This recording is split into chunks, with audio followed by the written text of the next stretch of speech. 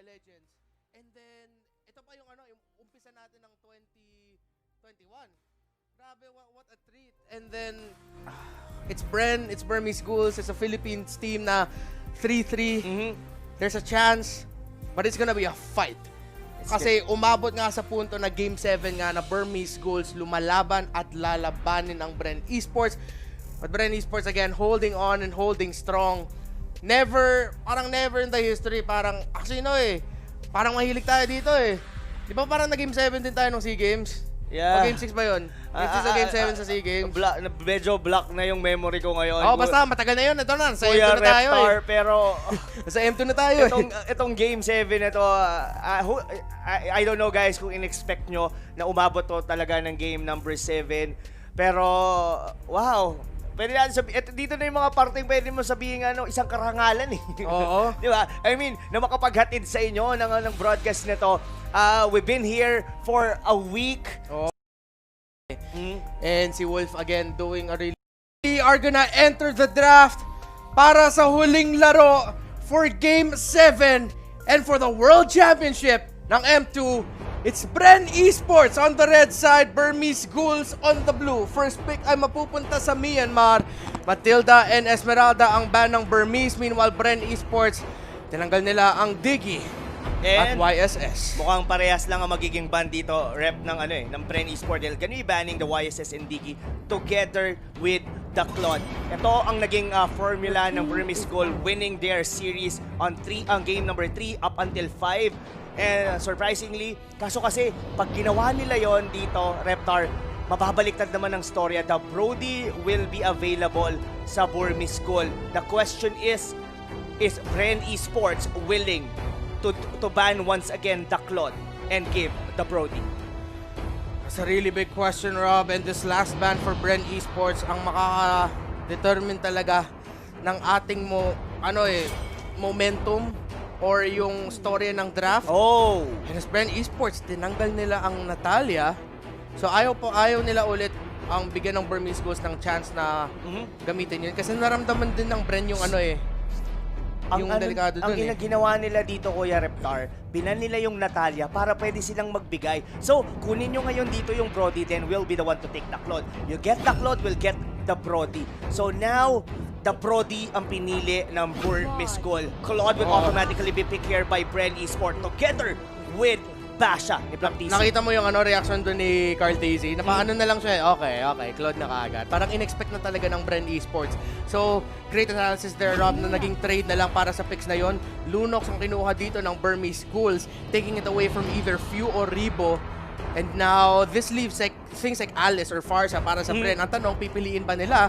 Kasi bukas pa si Yuzong dito. And again, historically, mahirap gumalaw bilang isang Farsa gamit ang pagkalaban mo ang Yuzong. Oo. And it's gonna be the Lapu-Lapu will be picked here by Burmese School. So, it's either ang mangyari dito is that the Yuzong will be part of the ban kung gagawin nila yon. But once again, show ang napili dito ni Lusty. So, approaching here on the ban here for the side of Bren Esports, Burmese School doesn't have a tank right now. Ano ba ang nagiging heroes usually dito ni Mlbb? Yung kanyang Jawhead, wala na ngayon dito yung Cho. Sylvana, hindi naman masyadong napipili dito ng Burmese School. Now, tinatanggalan nila dito ng hero si Mlbb. So Jawhead ang natanggal, and I think Burmese Ghouls, pwede din sila mag-ban out dito ng mga tanks kasi meron na Cho dito. Si Lusty. So, pinakita na ng kamay, ng Bren Esports ang kamay nila. So, it's gonna be a tank Cho. Bren Esports, makatanggalin naman nila ang Sylvana. Burmese Ghouls, expect na naman na tanggalin nila dito yung Alice kasi kailangan pa ng heroes dito si Ribo. And actually, mukhang si Ribo nga yung target ng Burmese Ghouls dito. Wala na si Lunox, wala na si Esme, wala na din si Alice. Ine-expect ko talaga dito na na ang Bren Esports, hindi talaga nila kukunin yung Alice. For the main reason na may Brody kasi dito sa side ng Burmese School. Kaya mas pinili na lang nila dito na kunin yung Cho as Bren Esports banning the possible tanks ngayon ng Burmese School. So, if they would want to cancel ngayon ang mga heroes dito for Bren Esports, they have to target what's available for Ribo. Ang dami pang magiging open dito. Ako masasabi ko dito, Reptar, Farsa would be a good pick kasi yun nga lang binan na ngayon ng Burmese. Khalid ata or Harith out of nowhere. Hindi natin madalas nakikita mag-Harith ang Bren. Ito ang iniisip ko ngayon dyan, Reptar. This might be a Coral TZ hero. We've seen this on him for quite some time.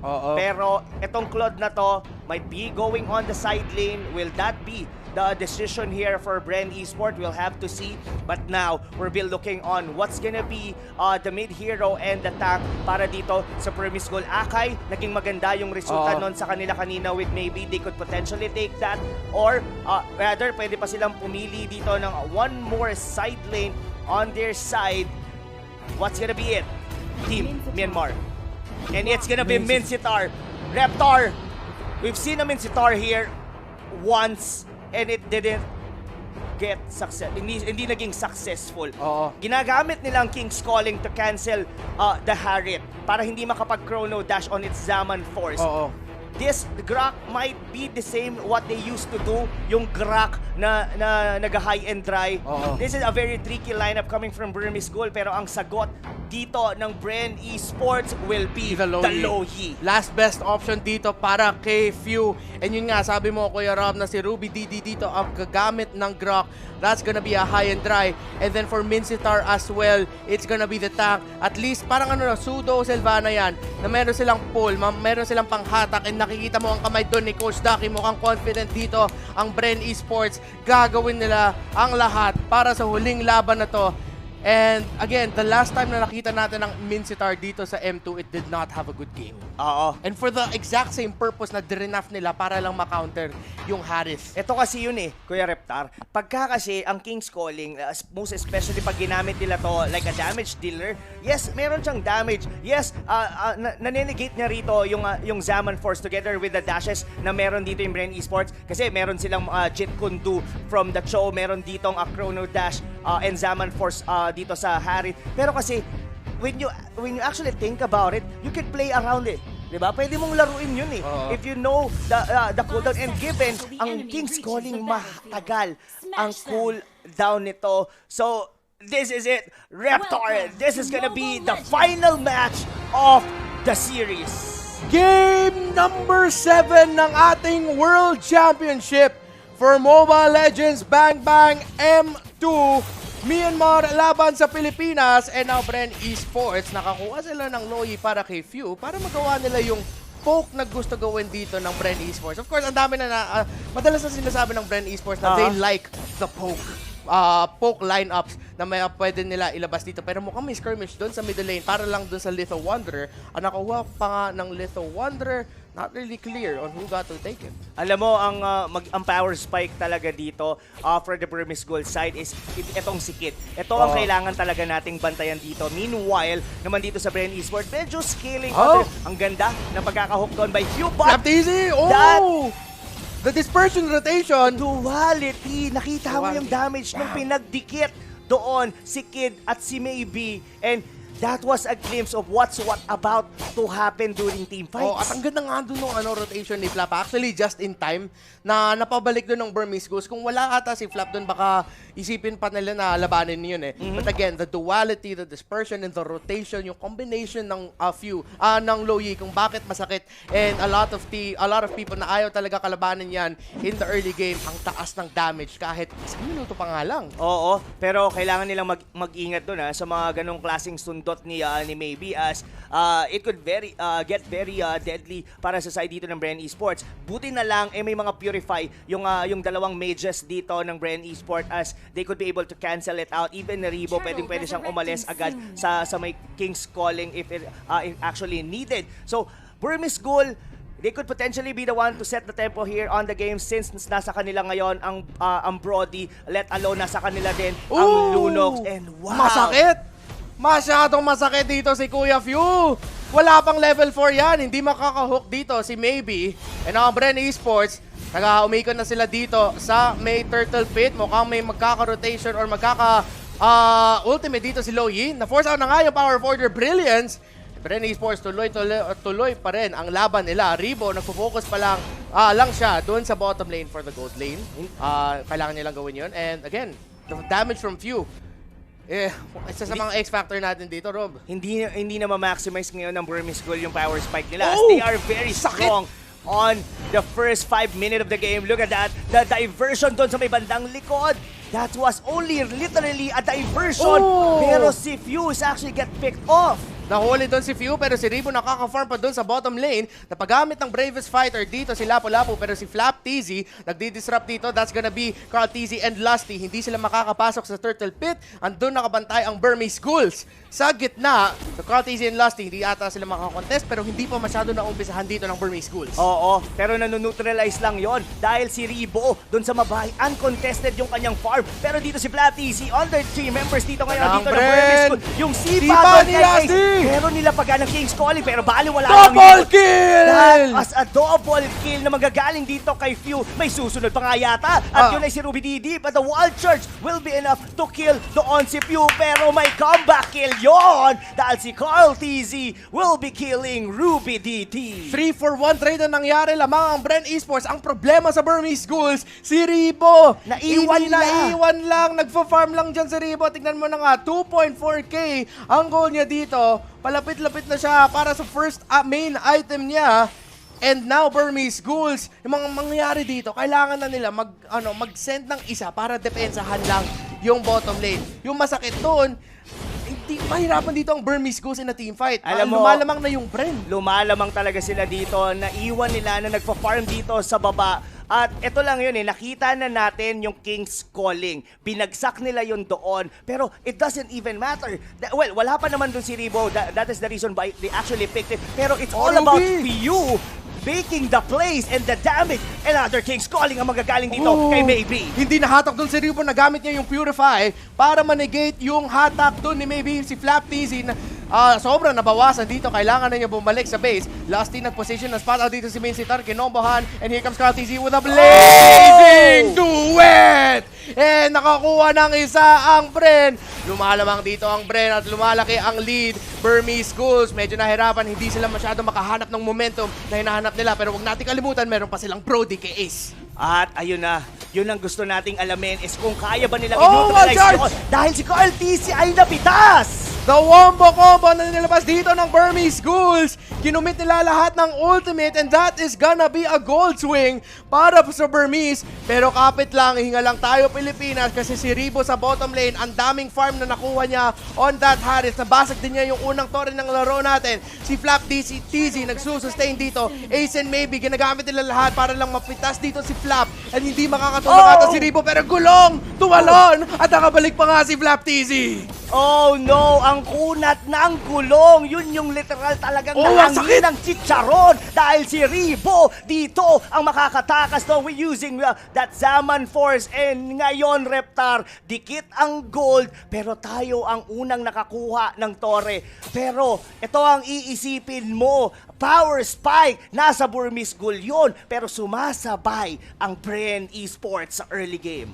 We have the Claude, we have the Harris. Meron din tayong Loyi. The magic damage of the zoning ay ang nandun para sa atin. Sila sisipain dito, si D and si Ribo. The combination is there. Si Mlbb ginamit yung King's Calling para negate dito si Ribo. And mukhang makakalaban dito ng Burmese Ghouls. Nahuli si Ribo at nahuli si Lusty. Double kill yun para sa Lapu-Lapu. Si Kid, nakita dito si Few. The dispersion, the rotation, the duality, 1-for-1. Few versus Kid. Adol ng mga kids versus the Kid of Burmese Ghouls. And mahuhuli dito si Few. The rotation by Ruby DD. At nakatakas pa nga dito si Kid with the power of order brilliance. Pero shutdown naman para kay Flap TZ. Nakakaganti pa dito ang Bren Esports. 2-for-1 na ang lead ng torre natin. But ang Bren Esports wala pa sa talo. Andito pa rin sila sa laban na to. Ang nangyari kasi doon sobrang fortunate na nandoon si Mlbb. Ang saktong-sakto yung lapag ng King's Calling as two heroes ng Bren Esports. Talagang nagre-rely with the mobility, with their dashes. Sakto yun, si Lusty at si Ribo yun. Pero si Carl TZ rito, mga kaibigan, still got the form as Kid is about to go down dahil si Ruby DD medyo na late ng konti. Si Carl TZ, buo pa buhay niya, hindi pa ata papasok. Pero yung push na ginawa ng Bren Esports galing sa top, papuntang purple buff, yung parang mukhang hinahabol nila mga membro ng Burmese Ghouls. Ginawa lang nila yun para maka-farm si Carl TZ. And si Ribo, look at that, Zaman Force, basic attack, 2-for-2 na ang torre natin. It's still a close game. Neck to neck pa rin tayo dito sa World Championship Grand Finals, Kuya Rob. Umihinga kanina pa nga. All the while, Bren Esports are actually taking the lead as ngayon, Burmese Ghouls, sumasapak-sapak sila ngayon dito, Reptar. Pero kung mapapansin mo, yung pwesto dito ng mga members natin, mas free gumalaw dito ang Bren Esports as Carl TC is actually having the time of his life na mag-farm sa mga jungle nila. King's Calling pero Tortoise Presence ang kinakain dito ng Burmese Ghouls. Ayaw mo na sobrang malapit sa iyo si Flap TZ. And that's gonna be Carl TZ going in.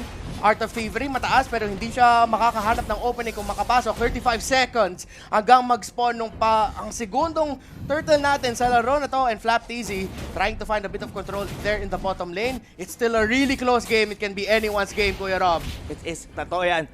It's anyone's ball game talaga to, Kuya Reptar. Itong gitnang tore ngayon ng Burmese Ghoul, ito yung talagang nag-hold sa kanila para hindi makapag-snowball dito ang Bren Esports. As Pew is about to go down, yung King's Calling, nilapag na dito. Ang tanong, papalag pa kaya rito ang Bren Esports as they are about to disengage. Nirirespeto nila dito ang burst damage ng Burmese Ghoul as they are about to take na lang yung turtle at mukhang hindi yata magko-contest. Tignan mo yung pwesto dito ni Ruby Didi. Kinakat niya yung minion wave para mabasag ng Burmese Ghoul yung gitnang tore ng Bren Easy, Esports. papasok na dito, Bren Esports. This could be a big moment there. The blazing duet! The wild charge, hindi na-interrupt si Carl TZ. Buhay pa din dito ang Bren. Buhay pa rin si Carl. The first damage na nilalabas ang Burmese Ghoul. That's gonna be a 1-for-1 trade. Flap and Ruby DD ang nawala. Pero buhay pa rin ang mga carry. That's gonna be a pull. Hindi nahatak. Si Carl TZ, muntika na yun. 1-for-1 trade, a close game. And yung nangyari doon kung bakit nakuha ng Bren Esports yung turtle is because nakita nila nag-overcommit sila ng ultimates dun sa gitna bago nag-turtle ang Bren. So Bren, kukunin nila yung turtle kasi alam ng Burmese Ghouls or alam nila na alam ng Burmese Ghouls na masyadong risky kung i-contest natin to. Kailangan i-approach ng Bren Esports yung mga team fights nila carefully. Posible, mas ang pinakamagandang scenario dito, Reptar, mabait nila yung King's Calling for them to be able to go doon sa may backlanes mismo ng Burmese Ghoul. Kasi itong si Ace, sobrang bantay sarado to eh. Look at Lusty, looking in onto Mlbb, pero kalma lang muna dito ang Bren Esports. They have the map, they could potentially be the one to take the Lord, pero look at here on the bottom lane, as the ay mawawala by Carl TC. Sama po pa si Flap TC dahil dito si Few sinozone out yung dalawang members ngayon ng Burmese Ghoul. Nakaka-invade na ang Bren Esports sa jungle ng Burmese Ghoul. Si Grak nasa top lane para maka-split push lang. Pero ito na ang Bren. Sila ang lamang. Kulang dito si D. Kulang dito sila ng damage. Si Lusty with the knock-up. Si Ruby DD ang disipa. Maybe as well. Si Flap masyadong malalim. Pero si Flap ang grabe ng zone out dito ni Flap TZ para sa Bren Esports. Lusty with the cake. Flap TZ na wala. Si Carl TZ ang King Calling dito, but the blazing duet is there. Papasok si Carl TZ with the BMI and si Kin ang mahuhuli ni Carl. Bumalik si Carl. Ito si Ruby DD. Mahuhuli si Ruby DD. Dalawa ang nawala sa Burmese Ghouls. Double kill para kay Carl TZ. Ang ganda, hindi pa yata sila tapos doon as they are about to go for a diversion doon sa may bottom lane. Maganda na rin yun dahil pwede nilang kunin ngayon dito ang Lord Reptar dahil dalawang members dito ng Burmese Ghoul into the Death Timers is more than, well, mga 20 seconds pa yon. Pero ngayon, kalmado muna tayo. Tignan mo yung Gold Reptar. In terms of map control, tayo ang nakakalmang. Pero yung gold, hindi naman nalalayo. As this Burmese Ghoul, may farm dito si Ace. Kung mapapansin mo, ang galing din ng kanyang spacing. Hindi rin siya basta-bastang pumapasok. Pero kailangan lang ulit-ulitin ng Bren Esports yung ginawa nila kanina. Even Ruby DD, nababurst down na ngayon ng Bren Esports. Yeah, and now Bren, really close. But it's still a long game. Lord na, inumpasahan dito ni Carl TZ. Back siya, nasa likod. Pagka-cut off ata dito si Flap. And the positioning of Bren Esports, lamang sila dito. Hindi masyadong makalapit ang mga member ng Burmese Ghouls. This is for the Lord, potentially for the championship. Papasok si Ruby DD and Bren Esports, the discipline. Nireset nila yung Lord, hindi pa sila. Pero si Carl, hinahabol si Ruby DD. He smells blood, he smells a kill. Tignan mo naman, nasusunog dito. Thumbs up! Galing kay Carl TZ. Buhay pa naman dito ang Bren. Mega kill for Carl. And lamang na ang Bren Esports dito para sa turtle fight. Pero Lord fight, pero si Lusty ang nahuli na King's Calling. Nakagamit sila ng ultimate para Bren Esports spell blood. Blazing duet. Yan tsaka yung Zaman Force. Unstoppable. Oh my God! Tatlo ang nawala sa Burmese Ghouls. Apat na. Double kill kay Rebo. Bren Esports in the lead. Sila pa ang makakakuha ng Lord, Kuya Rob! Hindi lang Lord, dahil yung diversion ginamit na doon sa may bandang gitna dahil potentially na pwede na rin nilang makuha yung base turret dito sa may bandang gitna dahil dito si Kuya Rebo gumamit na ng Zaman Force with a Chrono Dash. Ano ngayon? Pumipili pa kayo ng Minsitar pero wala lang namang nagagawa yon dahil pumapalag-palag na ngayon dito ang mga miyembro of Bren. TZ blazing to wet diretso sa likod na huli to si Kid. Monster kill for Carl TZ at Bren Esports. It's looking real, Philippines. Yung World Championship natin, buhay pa rin. Si tayo ang lamang. Pero lalaban pa rin ang Bren. Disiplina lang para matapos ang laban. Oh my! The plays here from Bren Esports. Yung diversion dito ni Few. Ito yung nagbibigay ng anxiety ngayon dito for Burmese Ghoul. Hindi nila alam kung saan sila pupwesto. Hindi nila alam kung go ba doon yung Bren Esports. And somehow, itong bato na to, ultimo siya yung bato, pero ang lambot! The Lord is here, and Bren Esports, they smell blood. 6k ang gold dito nila. Si Flap TC gumugulong ngayon, dumediretso na at Bren Esports, kinukuha nila yung mga tore dito.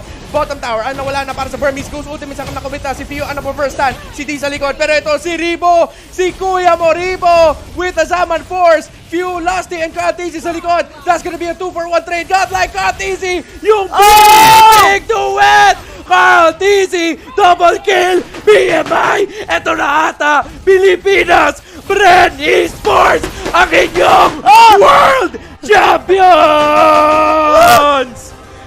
Bren Esports! Pwede ko na sabihin, pinasarap lang! Pinanalo lang! Pinasarap lang! Gusto ba manalo na series? Oh my God! Bayang magiliw ang mga anak ng perlas ng silang-anan. Flap TZ, Lusty, Few, Carl TZ, Rebo, Coco, EJ, sila na ang kampiyon ng mundo. Bren Esports ang panalo sa Grand Finals. Leo, as well as Contra Lysander. Can you hear them screaming? What an incredible series, an incredible M2. They are going to be looking back in the history books, and M2, the closest best of 7 you have ever seen in Mobile Legends history. Now, I'm pretty sure all over in the Philippines, they are screaming, Pranglam Malakas! Congratulations, people! Congratulations, Philippines! Wow! All right. Let us catch our breaths for a while now. Bren Esports, If you're still watching us, sila ang ating kampiyon we'll come back in ng maybe mundo. 7